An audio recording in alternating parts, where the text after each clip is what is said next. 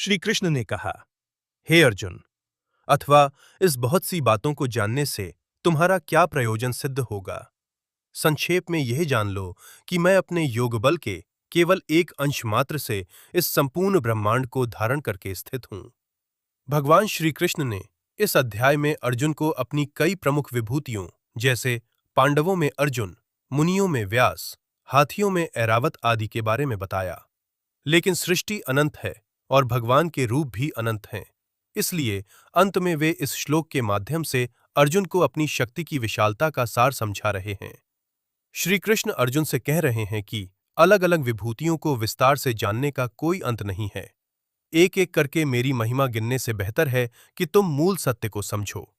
जब तुम स्रोत यानी सोर्स को जान लेते हो तो तुम्हें हर छोटी बड़ी धारा को जानने की आवश्यकता नहीं रहती। श्री कृष्ण कहते हैं कि यह जो विशाल ब्रह्मांड तुम्हें दिखाई दे रहा है, जिसमें अरबों आकाश गंगाएं, तारे, ग्रह और जीवन है, यह मेरी शक्ति का संपूर्ण रूप नहीं है। यह मेरी शक्ति के केवल एक छोटे से अंश यानी फ्रैक्शन पर टिका हुआ है। इसका अर्थ यह है कि भगवान की शक्ति अनंत है और यह दृश्य जगत यानी मटेरियल वर्ल्ड उनकी अनंतता का एक बहुत छोटा सा हिस्सा है। उनका दिव्य स्वरूप इस सृष्टि से परे और गुणातीत है। भगवान सृष्टि के कण-कण में व्याप्त हैं, फिर भी वे उससे बंधे नहीं हैं।